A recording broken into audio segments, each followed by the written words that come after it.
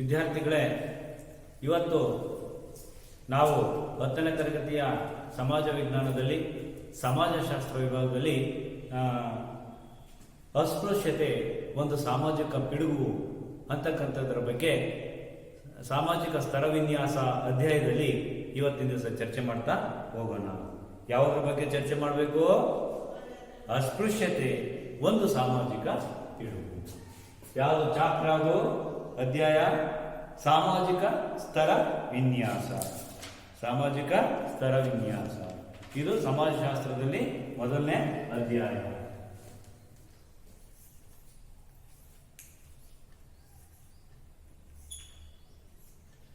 ಅಸ್ಪೃಶ್ಯತೆ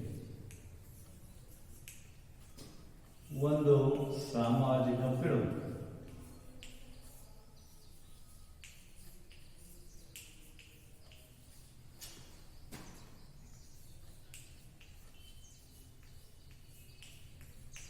ಹತ್ತನೇ ತರಗತಿ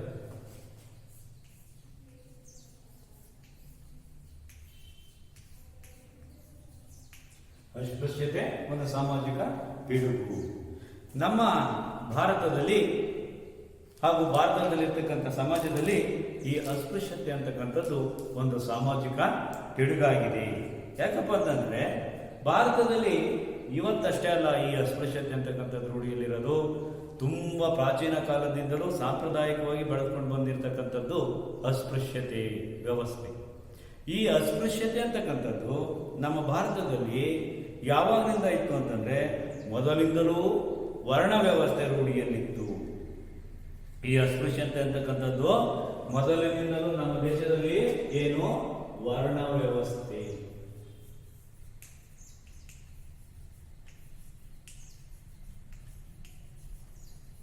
ಮೊದಲಿನಿಂದಲೂ ಕೂಡ ಈ ವರ್ಣ ವ್ಯವಸ್ಥೆ ಭಾರತದಲ್ಲಿ ರೂಢಿಯಲ್ಲಿತ್ತು.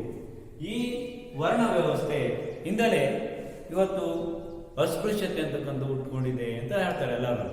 ಅಷ್ಟೇ ಅಲ್ಲ, ಮೊದಲಿನಿಂದಲೂ ಅಂತಂದ್ರೆ ವೇದಗಳ ಕಾಲದ ಸಮಾಜದಲ್ಲಿ ಈ ಅಸ್ಪೃಶ್ಯತೆ ಆರಂಭ ಆಗುತ್ತೆ. ವೇದಗಳೇ ತುಂಬಾ ಹಿಂದಿನ ಪ್ರಾಚೀನ ಕಾಲದಲ್ಲಿ ಇದ್ದಂಥವು. ಆ ವೇದಗಳ ಕಾಲದಲ್ಲಿ ಈ ಅಸ್ಪೃಶ್ಯತೆ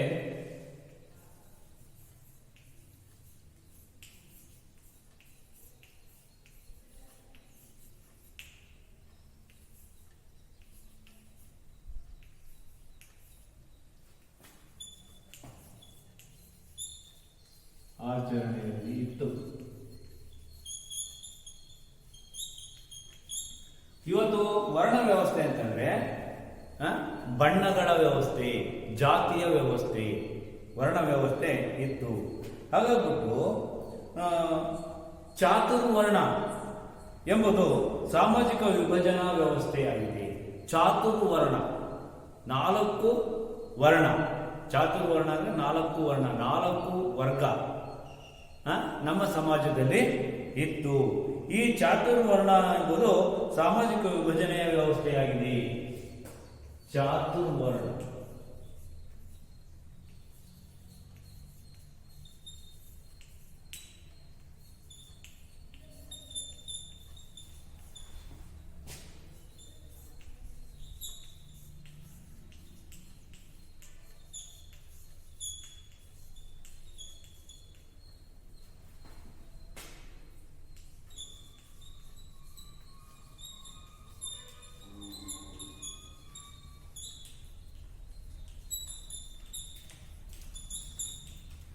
ಚಾತುರ್ವರ್ಣ ಅಂತಕ್ಕಂಥದ್ದು ಸಾಮಾಜಿಕ ವಿಭಜನೆಯ ಒಂದು ವ್ಯವಸ್ಥೆ ಆಗಿದೆ. ಇದು ಕರ್ಮ ಸಿದ್ಧಾಂತದ ಅಡಿಯಲ್ಲಿ ರೂಪಿತವಾಗಿದೆ ಅಂತ ಹೇಳ್ತಾರೆ. ಯಾವುದು?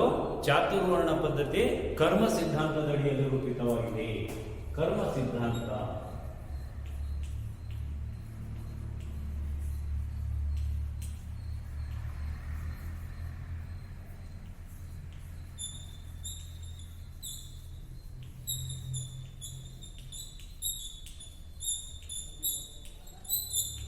ಕರ್ಮ ಸಿದ್ಧಾಂತದ ಅಡಿಯಲ್ಲಿ ರೂಪಿತವಾಗಿದೆ.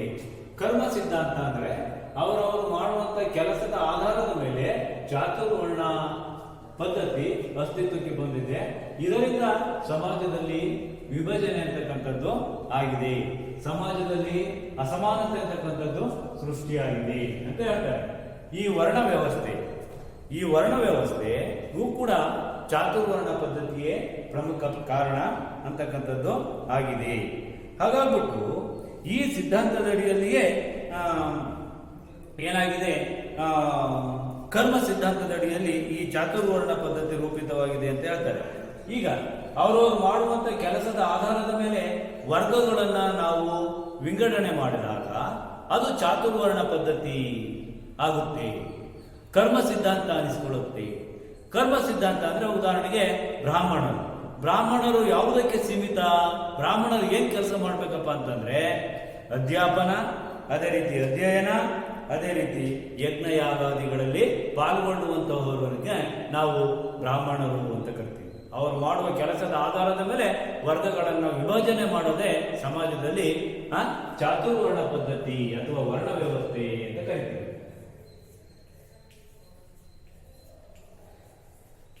ಬ್ರಾಹ್ಮಣರು ಏನ್ ಕೆಲಸ ಮಾಡ್ತಿದ್ರು? ಆ ಕೆಲಸದ ಆಧಾರದ ಮೇಲೆ ಅವರನ್ನ ಏನ್ ಮಾಡ್ತಿದ್ರು? ಬ್ರಾಹ್ಮಣರು ಅಂತ ಕರಿತಿದ್ರು. ಅವ್ರೇನ್ ಮಾಡ್ಬೇಕು? ಬ್ರಾಹ್ಮಣರು ಯಾವ ಕೆಲಸ ಮಾಡ್ಬೇಕಪ್ಪ ಅಂತಂದ್ರೆ ಅಧ್ಯಯನ ಮಾಡ್ಬೇಕು, ಅಧ್ಯಾಪನ ಮಾಡ್ಬೇಕು, ಅಧ್ಯಯನ, ಅಧ್ಯಾಪನ. ಅಧ್ಯಯನ ಅಂದ್ರೆ ಓದೋದು, ಅಧ್ಯಾಪನ ಅಂತಂದ್ರೆ ಪಾಠ ಮಾಡೋದು, ಯಜ್ಞ ಯಾಗಾದಿಗಳಲ್ಲಿ ಪಾಲ್ಗೊಳ್ಳೋದು. ಯಜ್ಞ ಯಾಗಾದಿಗಳಲ್ಲಿ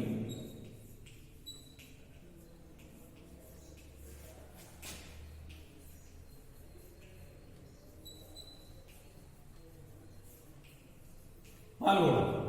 ಯಜ್ಞ ಯಾಗಾದಿಗಳು ಅಂದ್ರೆ ಇವತ್ತು ಕೂಡ ಯಜ್ಞ ಯಾಗಗಳು, ಹೋಮ ಹವನ ಇಂಥ ಇದರಲ್ಲಿ ಜಾಸ್ತಿ ನಾವು ಯಾರನ್ನ ಕರಿತೀವಿ ಹೇಳ್ರಿ? ಯಾರನ್ನ ಕರಿತೀವಿ? ಈ ಪುರೋಹಿತರು ಅಂದ್ರೆ ಯಾರು? ಬ್ರಾಹ್ಮಣರು. ಇಂಥವರನ್ನ, ಇಂಥ ಕೆಲಸ ಮಾಡೋರನ್ನ ಇವರು ಬ್ರಾಹ್ಮಣರು ಅಂತ ಕರೆದು ಚಾತುರ್ವರ್ಣ ಪದ್ಧತಿಯಲ್ಲಿ. ಇನ್ನು ಕ್ಷತ್ರಿಯರು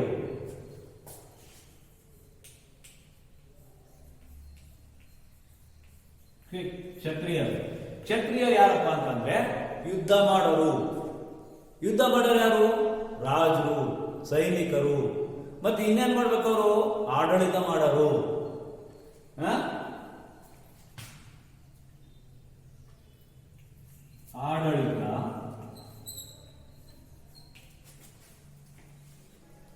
ಆಡಳಿತ,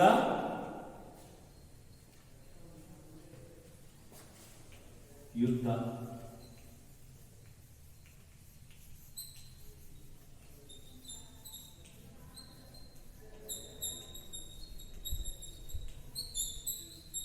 ಆಡಳಿತ ಮತ್ತು ಯುದ್ಧಗಳಲ್ಲಿ ತೊಡಗುವವರನ್ನ ಕ್ಷತ್ರಿಯರು ಅಂತ ಕರೆದು.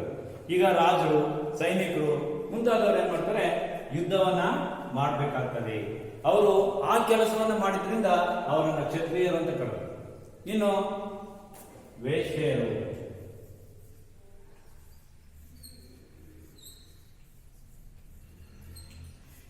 ಏನ್ ಮಾಡ್ಬೇಕು ಹೇಳಿ ನೋಡೋಣ? ವ್ಯಾಪಾರ, ವ್ಯವಹಾರ.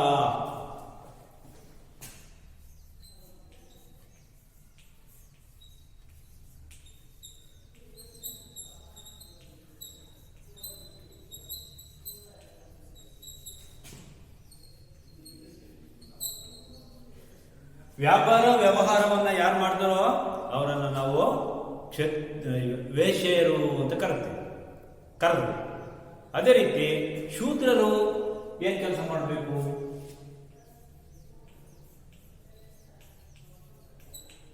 ಶೂದ್ರರು ಏನ್ ಕೆಲಸ ಮಾಡ್ಬೇಕಪ್ಪ ಅಂತಂದ್ರೆ ಅದೇ ರೀತಿ ಕೃಷಿ ಕೆಲಸ ಮಾಡ್ತಕ್ಕಂಥವ್ರು, ಕೂಲಿಕಾರರನ್ನ ನಾವು ಶೂದ್ರರು, ಕೃಷಿ ಕೆಲಸ ಮಾಡೋರು.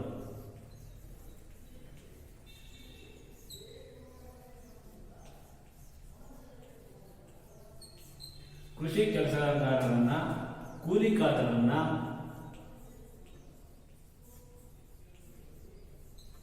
ನಾವೇನ್ ಮಾಡ್ತೀವಿ? ಶೂದ್ರರು ಅಂತ ಕರೀತೀವಿ. ನೋಡಿ, ಇವೆಷ್ಟು ವರ್ಗಗಳಾಗಬೇಕು? 1, 2, 3, 4 ವರ್ಗಗಳವು.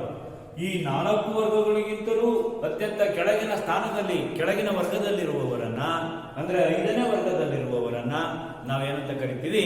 ಅಂತ್ಯಜರು. ನಾವೇನಂತ ಕರಿತೀವಿ? 5ನೇ ವರ್ಗದವರನ್ನ ಅಂತ್ಯಜರು ಅಂತಂದೇಳಿ ಕರಿತೀವಿ.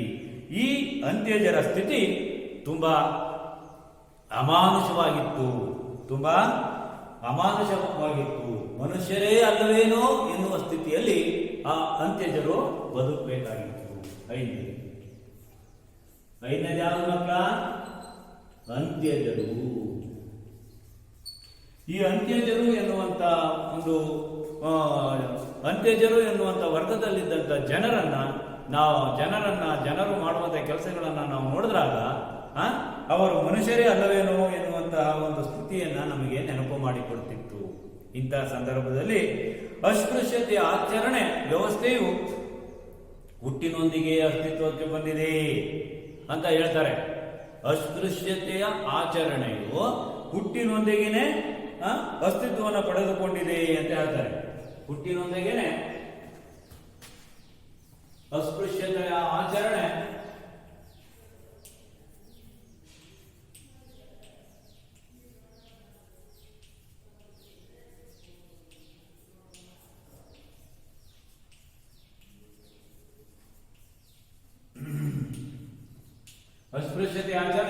ಅವರ ಹುಟ್ಟಿನೊಂದಿಗೆ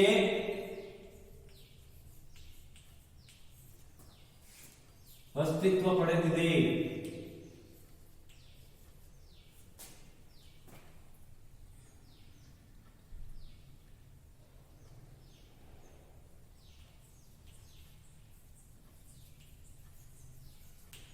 ಅಸ್ಪೃಶ್ಯತೆ ಆಚರಣೆ ವರ್ಣ ವ್ಯವಸ್ಥೆಯ ಹುಟ್ಟಿನೊಂದಿಗೆ ಅಸ್ತಿತ್ವವನ್ನ ಪಡ್ಕೊಂಡಿದೆ ಅಂತ ಹೇಳ್ತಾರೆ. ವರ್ಣ ವ್ಯವಸ್ಥೆ ವರ್ಗ ವ್ಯವಸ್ಥೆ.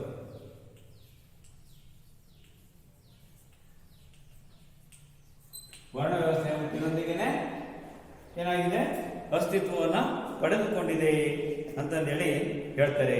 ಅದೇ ರೀತಿ ಇಲ್ಲಿ ಅಸ್ಪೃಶ್ಯ ಅಂತಕ್ಕಂಥ ಪದವನ್ನು ಬಿಡಿಸಿ ನೋಡಿದಾಗ ಸ್ಪೃಶ್ಯ ಮತ್ತು ಅಸ್ಪೃಶ್ಯ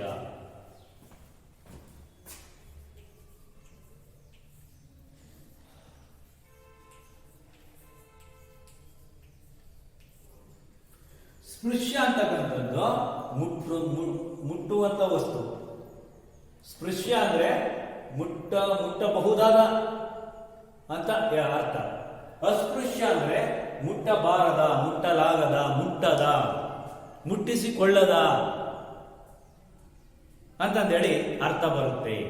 ಸ್ಪೃಶ್ಯ ಅಂತಂದ್ರೆ ಮುಟ್ಟೋದು, ಅಸ್ಪೃಶ್ಯ ಅಂದ್ರೆ ಮುಟ್ಟಲಾರದ ಎನ್ನುವಂತ ಅರ್ಥ ನಮಗೆ ಬರುತ್ತೆ.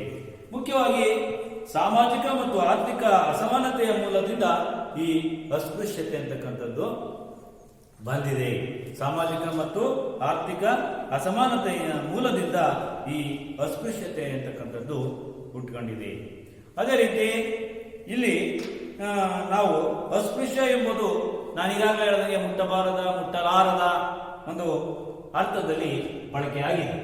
ಅರ್ಥ ಆಯ್ತಾ? ಹಾಗಾದ್ರೆ ಇವಾಗ ನಾವೇನ್ ಮಾಡಬೇಕು? ಇಷ್ಟೆಲ್ಲ ನಡೆದ ಮೇಲೆ, ಈ ವೇದಗಳ ಕಾಲ ಇವೆಲ್ಲ ಮುಗಿದ ಮೇಲೆ ಬ್ರಿಟಿಷ್ನರು ನಮ್ಮ ದೇಶಕ್ಕೆ ಬರ್ತಾರೆ. ಬ್ರಿಟಿಷರು ನಮ್ಮ ದೇಶಕ್ಕೆ ಬಂದಾಗ ಈ ಅಸ್ಪೃಶ್ಯರ ಒಂದು ಸ್ಥಿತಿಯನ್ನ ಕಂಡು, ಅಸ್ಪೃಶ್ಯರ ಸ್ಥಿತಿಯನ್ನ ಕಂಡು ಅವ್ರೇನ್ ಮಾಡ್ತಾರೆ? ಇವರಿಗೆ ಏನಾದರೂ ಮಾಡಿ ಇವರ ಒಂದು ಜೀವನವನ್ನು ಸುಧಾರಿಸಬೇಕು ಅಂತಂದೇಳಿ ಅವ್ರು ಏನ್ ಮಾಡ್ತಾರೆ? 1935ರಲ್ಲಿ ಒಂದು ಸೆಂಟ್ರಲ್ ಕಾಯ್ದೆಯನ್ನ ಜಾರಿಗೆ ತರ್ತಾರೆ, ಒಂದು ಕೇಂದ್ರ ಕಾಯ್ದೆಯನ್ನ ಜಾರಿಗೆ ತರ್ತಾರೆ. ಆ ಕೇಂದ್ರ ಕಾಯ್ದೆಯ ಮುಖಾಂತರ ಬ್ರಿಟಿಷರು ಏನ್ ಮಾಡ್ತಾರೆ ಅಂತಂದ್ರೆ ಈ ಅಸ್ಪೃಶ್ಯ ವರ್ಗದವರನ್ನ ಮತ್ತೆ ಗುಡ್ಡಗಾಡು ವರ್ಗದ ಜನರನ್ನ ಇಬ್ಬರಿಗೂ ಸೇರಿಸ್ಬಿಟ್ಟು, ಅಂದ್ರೆ ಎರಡೂ ವರ್ಗದವರಿಗೂ ಕೂಡ ಏನ್ ಮಾಡ್ತಾರೆ ಇವರು, ಎರಡೂ ವರ್ಗದವರಿಗೂ ಸೇರಿಸಿ ಪರಿಶಿಷ್ಟ ಜಾತಿ ಪರಿಶಿಷ್ಟ ಪಂಗಡ ಅಂತಂದೇಳಿ ಕರೀತಾರೆ. ಕರೆದು 1935 ಕೇಂದ್ರ ಕಾಯ್ದೆ.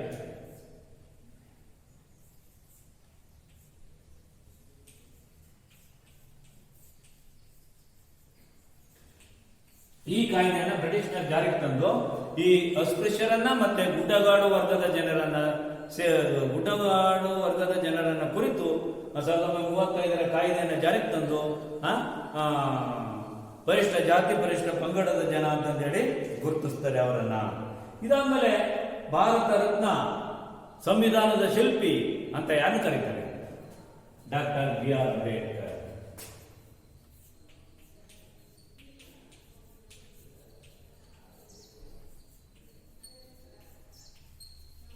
Doctor B.R.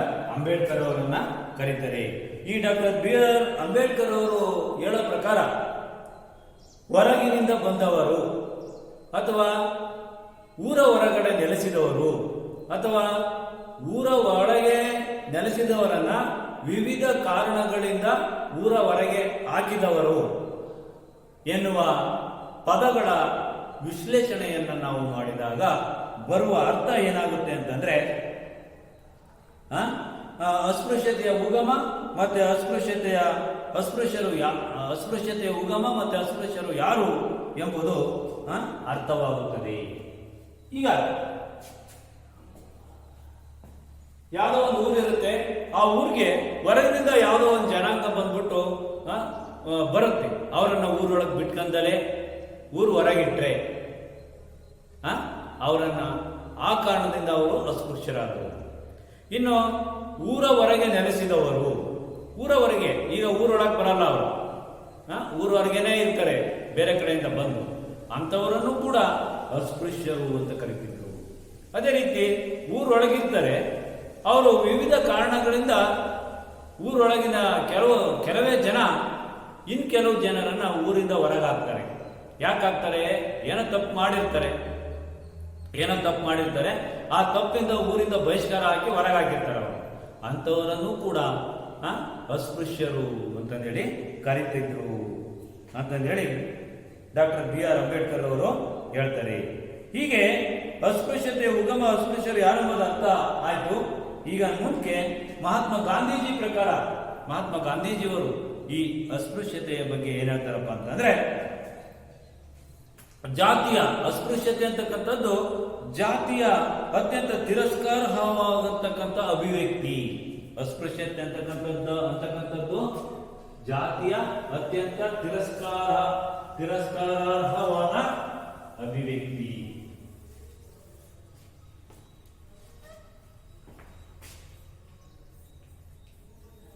ಗಾಂಧೀಜಿ ಪ್ರಕಾರ ಅಸ್ಪೃಶ್ಯತೆ ಅಂದ್ರೆ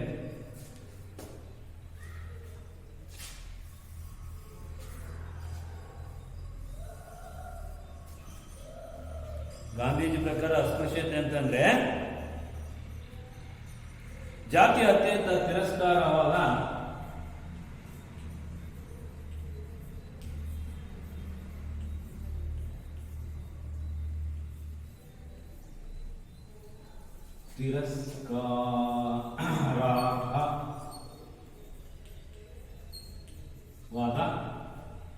ಗಾಂಧೀಜಿ ಪ್ರಕಾರ ಅಸ್ಪೃಶ್ಯತೆ ಅಂದ್ರೆ ಜಾತಿಯ ಅತ್ಯಂತ ತಿರಸ್ಕಾರಾರ್ಹ ಅಭಿವ್ಯಕ್ತಿಯಾಗಿದೆ.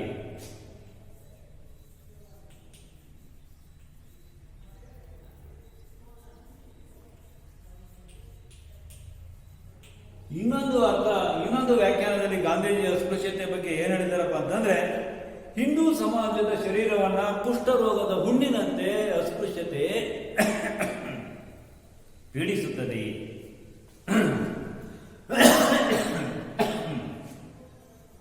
ಹಿಂದೂ ಸಮಾಜದ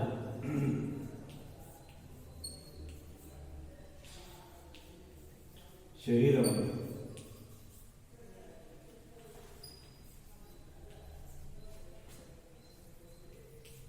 ಅಸ್ಪೃಶ್ಯತೆ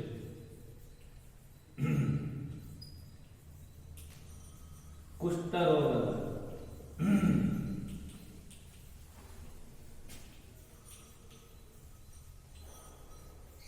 ಹುಣ್ಣಿನ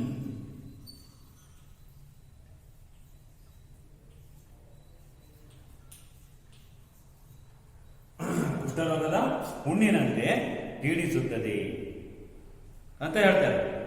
ಹಾಗಾಗಿ ಅಸ್ಪೃಶ್ಯತೆ ಅಂತಕ್ಕಂಥದ್ದು ಏನಾಗಿದೆ, ಈ ಅಸ್ಪೃಶ್ಯತೆ ನಿವಾರಣೆ ಮಾಡಬೇಕು ಅಂತಂದ್ರೆ ಅಂಬೇಡ್ಕರ್ ಅವರು ನಡೆಸಿದ ಹೋರಾಟವನ್ನು ಇಲ್ಲಿ ಸ್ಮರಿಸಬೇಕು.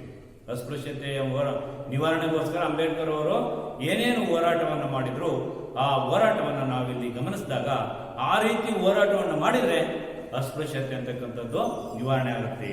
ಈಗಾಗಲೇ ಮೊದಲಿದ್ದಷ್ಟು ಅಸ್ಪೃಶ್ಯತೆ ಇವತ್ತು ನಮ್ಮ ಸಮಾಜ ವ್ಯವಸ್ಥೆಯಲ್ಲಿ ಇಲ್ಲ, ಬಹಳಷ್ಟು ಬದಲಾವಣೆ ಆಗಿದೆ.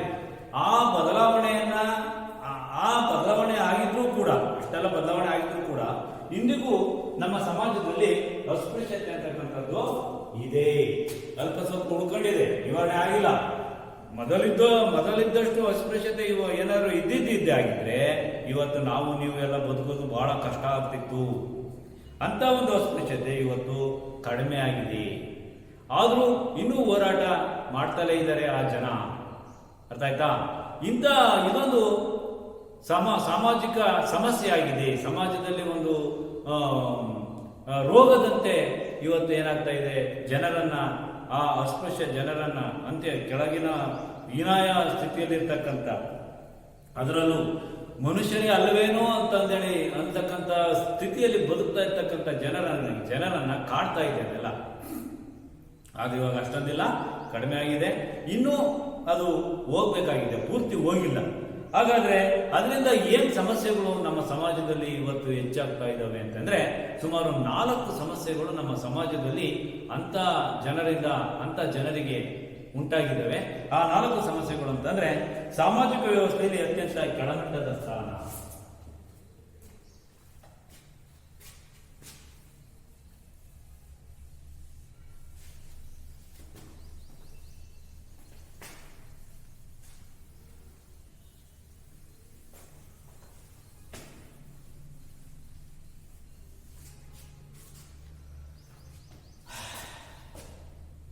ಅಸ್ಪೃಶ್ಯತೆಯ ಸಮಸ್ಯೆಗಳು,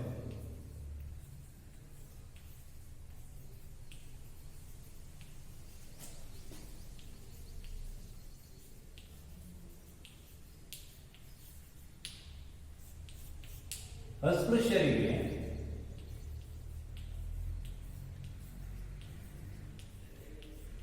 ಸಾಮಾಜಿಕ ವ್ಯವಸ್ಥೆಯಲ್ಲಿ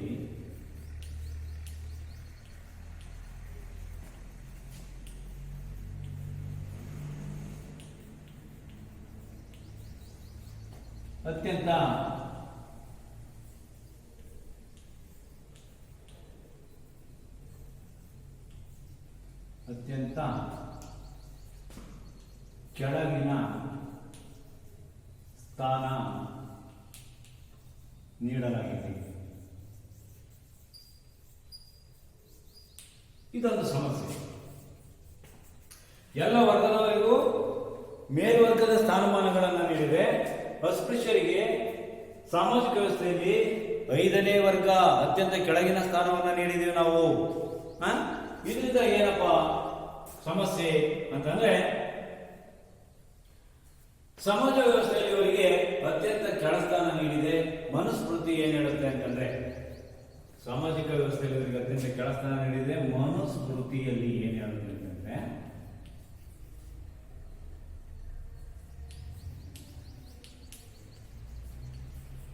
ಮನುಸ್ಮೃತಿಯಲ್ಲಿರ್ತಕ್ಕಂಥ ಉಲ್ಲೇಖದ ಪ್ರಕಾರ ಅಸ್ಪೃಶ್ಯರಿಗೆ ಏನಂತ ಹೇಳುತ್ತೆ, ಚಾಂಡಾಲರನ್ನ ಹುಟ್ಟಿದವರು 10 ಹಲವು ಪ್ರಾಯಶ್ಚಿತ್ತಕ್ಕೊಳಗಾಗಬೇಕಾಗಿತ್ತು. ಚಾಂಡಾಲರನ್ನ ಅಂತಂದ್ರೆ ಅಸ್ಪೃಶ್ಯರನ್ನ.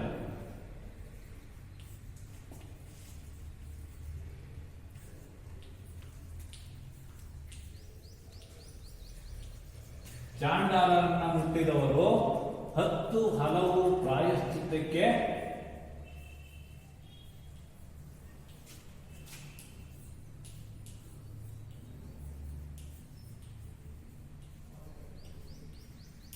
ಒಳಗಾಗಬೇಕಾಗಿತ್ತು.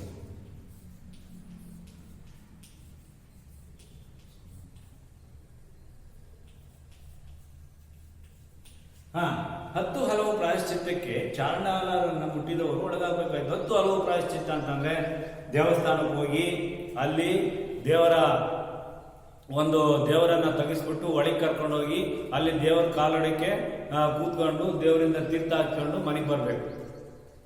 ಆಮೇಲೆ ಇನ್ನೊಂದೇನು ಅಂತಂದ್ರೆ ಸಿದ್ಧಿ ಮಾಡ್ಕೊಂಡ್ ಬರ್ಬೇಕು ದೇವಸ್ಥಾನಕ್ಕೆ ಹೋಗಿ. ಹೀಗೆ 10 ಹಲವು ಪ್ರಾಯಶ್ಚಿತ್ತಕ್ಕೊಳಗಾಗಿ ಅವ್ರೇನ್ ಮಾಡ್ಬೇಕಾಗಿತ್ತು, ಚಾಂಡಾಲರನ್ನ ಮುಟ್ಟಿದ್ರೆ ಶುದ್ಧಿ ಆಗ್ಬೇಕಾಗಿತ್ತು, ಶುಚಿ ಆಗ್ಬೇಕಾಗಿತ್ತು.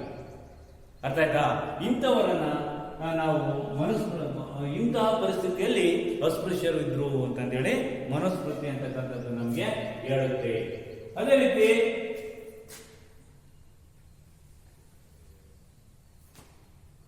ವ್ಯಾಘ್ರಪಾದ ಏನ್ ಹೇಳುತ್ತೆ? ಮನುಸ್ಮೃತಿ ಅಂತೇನೆ ವ್ಯಾಘ್ರಪಾದ ಅಂತ ಒಂದು ಗ್ರಂಥ ಇದೆ, ಧರ್ಮ ಗ್ರಂಥ.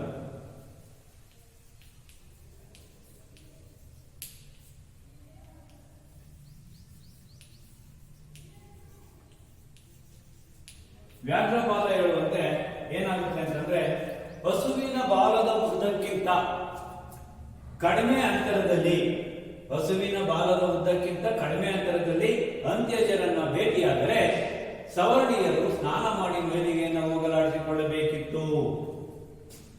ನೋಡಿ, ಈ ವ್ಯಾಘ್ರಪಾದ ಏನ್ ಹೇಳುತ್ತೆ? ಹಸುವಿನ ಬಾಲದ ಉದ್ದಕ್ಕಿಂತ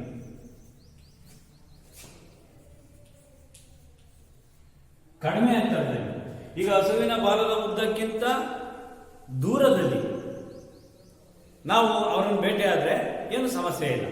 ಹಸುವಿನ ಬಾಲದ ಉದ್ದಕ್ಕಿಂತ ಕಡಿಮೆ ಅಂತರದಲ್ಲಿ ಸವರ್ಣೀಯರು ಅಸ್ಪೃಶ್ಯರನ್ನ ಭೇಟಿಯಾದ್ರೆ ಅವ್ರೇನ್ ಮಾಡ್ಬೇಕಾಗಿತ್ತು? ಸ್ನಾನ ವಗೈರೆಗಳನ್ನ ಮಾಡ್ಕೊಂಡ್ಬಿಟ್ಟು ಮೈಲಿಗೆಯನ್ನು ಹೋಗಲಾಡಿಸ್ಕೋಬೇಕಾಗಿತ್ತು. ಇನ್ನು ಮೂರನೇದು ಏನ್ ಹೇಳುತ್ತೆ ಅಂತಂದ್ರೆ,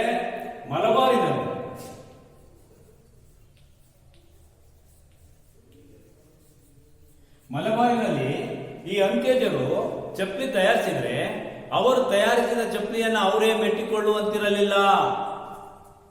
ಅವರು ತಯಾರಿಸಿದ ಚಪ್ಪಲಿಯನ್ನ, ಅಸ್ಪೃಶ್ಯರು ತಯಾರಿಸಿದ ಚಪ್ಪಲಿಯನ್ನ ಮಲಬಾರಿನಲ್ಲಿ ತಾವೇ ಧರಿಸುವಂತಿರಲಿಲ್ಲ. ಇನ್ನು ಅಷ್ಟೇ ಅಲ್ಲ, ಅಂತ್ಯಜರು ಸವರ್ಣೀಯರ ಕೆರೆ, ಕಟ್ಟೆ, ಕೊಳ, ಬಾವಿ, ಸ್ಮಶಾನ ಚಪ್ಪಲಿ ಧರಿಸುವಂತಿರಲಿಲ್ಲ. ತಾವೇ ತಯಾರಿಸಿದ ಚಪ್ಪಲಿಯನ್ನು ಧರಿಸುವಂತಿರಲಿಲ್ಲ.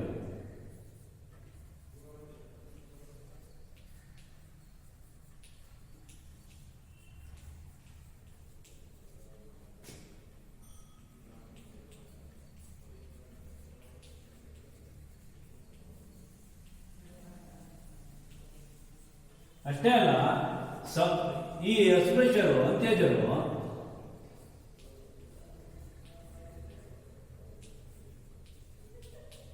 ಸವರ್ಣೀಯರ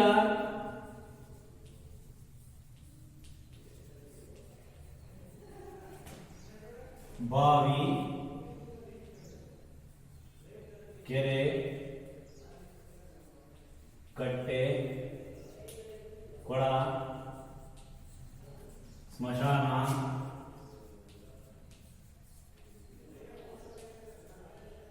ಗಳನ್ನ ಮತ್ತೆ ದೇವಸ್ಥಾನ, ಕೆರೆ, ಕಟ್ಟೆ, ಬಾವಿ, ಕೊಳ, ಸ್ಮಶಾನ, ದೇವಸ್ಥಾನ ಇವುಗಳನ್ನ ಮುಟ್ಟುವಂತಿರಲಿಲ್ಲ, ಬಳಸುವಂತಿರಲಿಲ್ಲ. ಈ ಬಾವಿ, ಕೆರೆ, ಸವರ್ಣೀಯರ ಬಾವಿ, ಸವರ್ಣೀಯರ ಕೆರೆ, ಸವರ್ಣೀಯರ ಕಟ್ಟೆ, ಸವರ್ಣೀಯರ ಕೊಳ, ಸವರ್ಣೀಯರ ಸ್ಮಶಾನಗಳನ್ನ, ಸವರ್ಣೀಯರ ದೇವಸ್ಥಾನಗಳನ್ನ ಮುಟ್ಟುವಂತ ಬಳಸಂಗಿರಲಿಲ್ಲ. ಇನ್ನು ಇದಿಷ್ಟು ಮಲಬಾರಿನಲ್ಲಿ ನಡೆದಂತ ಘಟನೆ. ಮಲಬಾರಿನಲ್ಲಿ ಇನ್ನು ಬಿ. ಕುಪ್ಪುಸ್ವಾಮಿ ಅವರ ಪ್ರಕಾರ, ಬಿ. ಕುಪ್ಪುಸ್ವಾಮಿ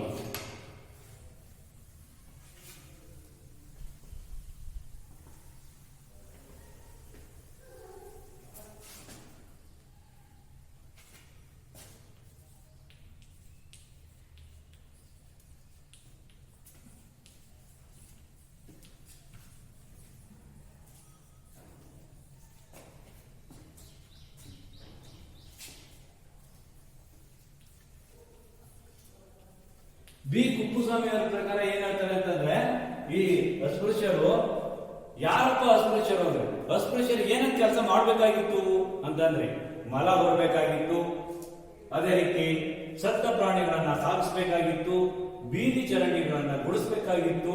ಇಂಥ ಹೀನ ವೃತ್ತಿಗಳನ್ನ ಅಸ್ಪೃಶ್ಯರು ಮಾಡಬೇಕಾಗಿತ್ತು. ನೋಡ್ರಿ, ಬ್ರಾಹ್ಮಣರಾದ್ರೆ ಅಧ್ಯಯನ ಮಾಡಬೇಕು, ಅಧ್ಯಾಪನ ಮಾಡಬೇಕು, ಮತ್ತೆ ಯಜ್ಞ ಯಾಗಗಳಲ್ಲಿ ಭಾಗವಹಿಸಬೇಕಾಗಿತ್ತು. ಆದ್ರೆ ಇವ್ರು ಏನ್ ಮಾಡಬೇಕು? ಮಲ ಹೊರಬೇಕಾಗಿತ್ತು.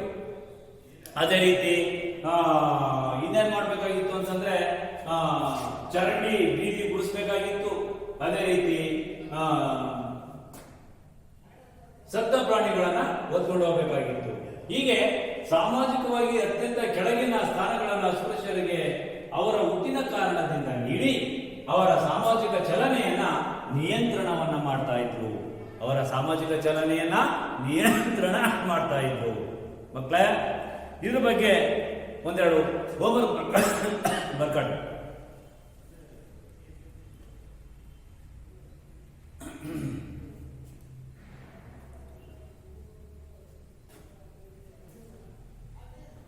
ಪ್ರಾಚೀನ ಕಾಲದ ಸಮಾಜದಲ್ಲಿದ್ದ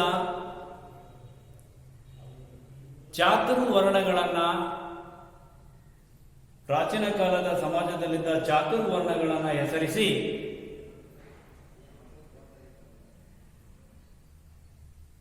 ಆ ವರ್ಗಗಳ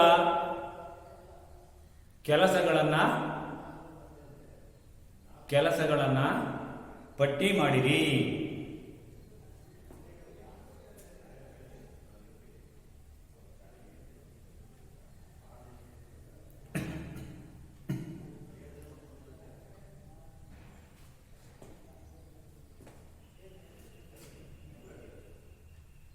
ಸಾಕು ಮಕ್ಕಳ, ನೆಕ್ಸ್ಟ್ ಪೀರಿಯಡ್ ಅಲ್ಲಿ ಇದನ್ನ ಮುಂದುವರಿಸ್ಕೊಂಡು ಹೋಗೋಣ.